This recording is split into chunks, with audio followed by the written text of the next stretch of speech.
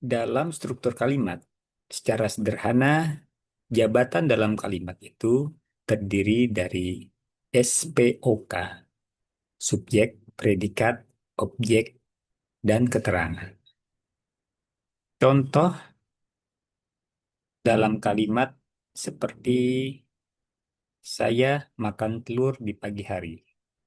Saya sebagai subjek ditandai dengan highlight kuning, makan sebagai predikat ditandai dengan highlight abu-abu, objek ditandai dengan hijau virus, dan keterangan ditandai dengan warna hijau muda. Tetapi kita juga bisa mengatakan keterangan di awal. Contoh, di pagi hari saya makan telur, sehingga keterangan ditempatkan pada awal kalimat. Dan di dalam Quran banyak juga terkadang keterangan dijadikan pada awal kalimat atau objek dalam awal kalimat.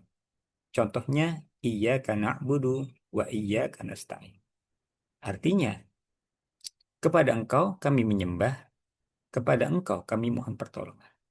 Bila struktur dalam ayat ini dijadikan model SPOK, maka kalimatnya menjadi kami menyembah dan mohon pertolongan kepada engkau. Nah, itulah bahwa struktur kalimat di dalam Al-Quran kadang-kadang keterangan atau objek didahulukan. Sehingga di sini kita bagaimana berupaya melihat dan menelaah lebih lanjut bagaimana jabatan kalimat itu ditempatkan di dalam maknanya sehingga kita dapat menemukan maksud dari ayat tersebut. Dan dalam hal ini saya mengambil contoh adalah surah yang berkaitan dengan geopolitik. Karena geopolitik pada saat ini sedang memanas, perang antara Amerika Israel melawan Iran, maka perang ini menciptakan ketidakstabilan di dalam beberapa negara di kawasan global. Dan alhamdulillah Indonesia masih dalam relatif normal, di mana harga BBM di dalam negara lain sudah mencapai kenaikan 30-100%.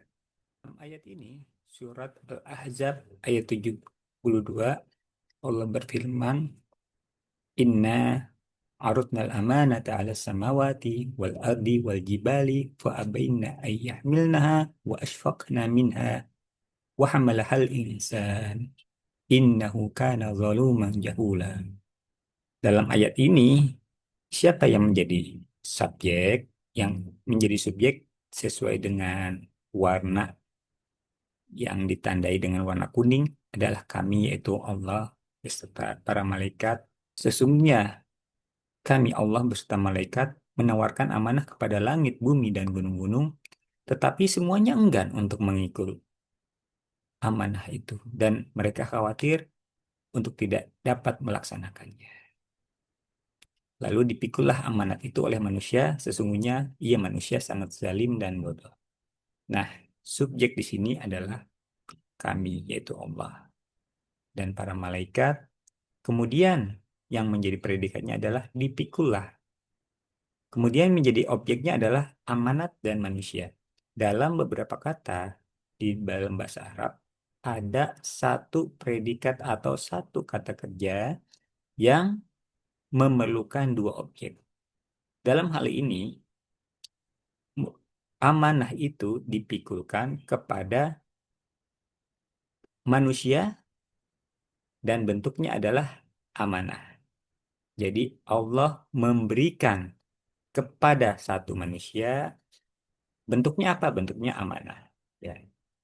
Jadi kata memberi atau mengabarkan itu mempunyai dua objek atau membutuhkan dua objek. Yahtaj ila maf'ulain, ya. Kemudian sesungguhnya ia manusia sangat zalim dan bodoh. Zalim dan bodoh itu ditandai dengan warna hijau muda, yaitu menandakan keterangan. Jadi apabila struktur kalimat dalam ayat ini dijadikan model SPOK, maka bentuknya seperti ini. Allah menyampaikan amanah kepada manusia untuk mengelola bumi, gunung, dan angkasa yang ada di atasnya. Tetapi manusia itu bertindak bodoh. Kenapa manusia bertindak bodoh?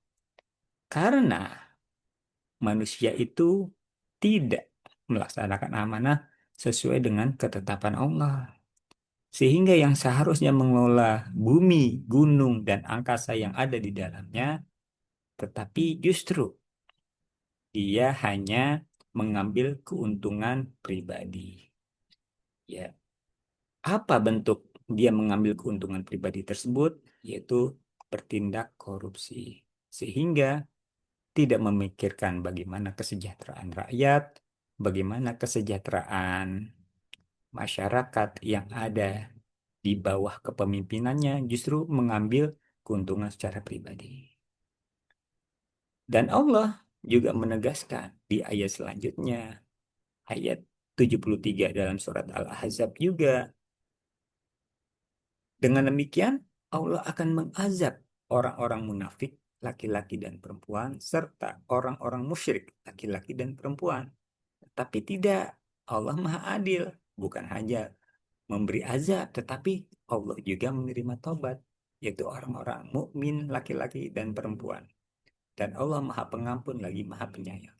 Berarti di sini ada dua model manusia dalam mengemban amanah, yaitu manusia yang menjaga amanah itu dengan sebaik-baiknya dan manusia yang menelantarkan amanah itu untuk mendapatkan keuntungan secara pribadi.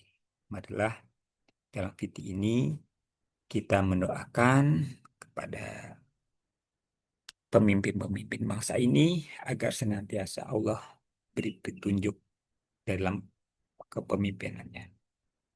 Ya Allah, berilah petunjuk, taufik, dan hidayah kepada pemimpin negeri ini agar dapat menjalankan amanah dengan baik sehingga menghasilkan manfaat seluas-luasnya, maslahat seluas-luasnya bagi masyarakat bangsa Indonesia.